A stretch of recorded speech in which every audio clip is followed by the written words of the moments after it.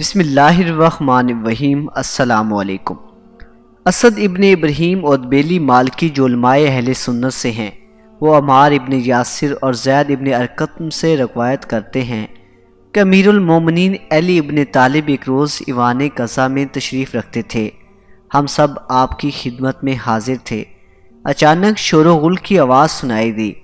امیر المومنین علی ابن ابی طالب نے عمار بن یاسر سے فرمایا، باہر جا کر اس فریادی کی آواز سنو۔ عمار فرماتے ہیں، میں باہر گیا اور دیکھا ایک عورت اونٹنی پر بیٹھی فریاد کر رہی تھی اور کہہ رہی تھی، اے فریاد رس بے کسا، میں انصاف طلب ہوں اور تجھ تک پہنچنے کا تیرے دوست کا وسیلہ قرار دے رہی ہوں، مجھے اس ذلت و رسوائی سے پناہ دے، بے شک تو ہی عزت بخشنے والا مہربان ہے۔ عمار بن یاسر فرماتے ہیں، میں نے دیکھا کہ اونٹ کے گرد ایک کثیر جماعت شمشیر برہنہ جمع ہے، کچھ لوگ اس کی موافقت اور حمایت اور کچھ اس کی مخالفت کر رہے تھے۔ تو میں نے کہا، امیر المومنین علی ابن ابی طالب کا حکم ہے کہ تم سب لوگ ایوان قضا میں حاضر ہوں۔ سب لوگ اس عورت کو لے کر ایوان قضا میں چلے گئے۔ ایک مجمع تماشائیوں کا جمع ہو گیا۔ امیر المومنین علی ابن طالب کھڑے ہو گئے۔ حمد و ثنا، خدا ستائش محمد مصطفیٰ کی بات فرمایا، بیان کرو عورت کیا کہتی ہے اور اس کا کیا معاملہ ہے۔ مجمع میں سے ایک شخص نے کہا، یا امیر المومنین، اس قضیہ کا تعلق مجھ سے ہے، میں اس لڑکی کا باپ ہوں۔ عرب کے معززین مجھ سے اس کی خواستگاری کرتے تھے، اس معاشرے میں میری بڑی عزت و عظمت تھی، مگر اس لڑکی نے مجھے ذلیل کر دیا۔ امیر المومنین نے اس لڑکی کی طرف رخ کیا اور فرمایا، جو کچھ تمہارا باپ کہہ رہا ہے کیا یہ سچ ہے؟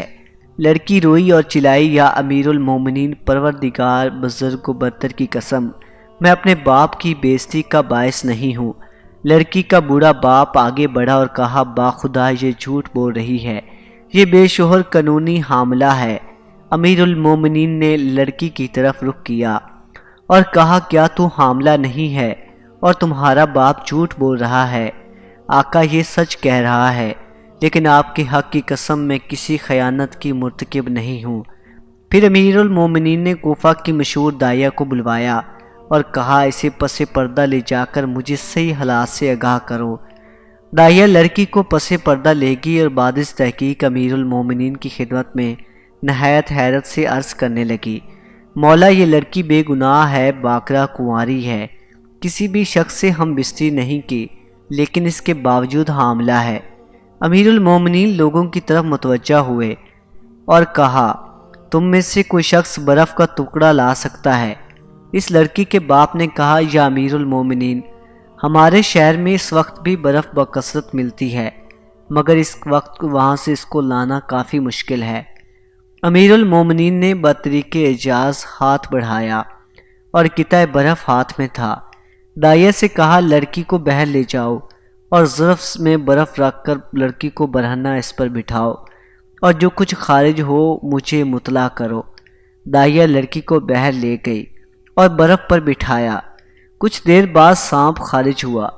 داعیہ نے وہ سانپ امیر المومنین کو جا کر دکھایا تو امیر المومنین نے لڑکی کے باپ سے کہا، باخدا تمہاری لڑکی بے گناہ ہے، جب یہ کسی تالاب میں نہا رہی تھی تو ایک کیڑا اس کے رحم میں داخل ہو گیا، یا جو کہ بعد میں پرورش پا کر شام کی شکل اختیار کر گیا، اسی وجہ سے تمہیں لگا کہ یہ لڑکی حاملہ ہے۔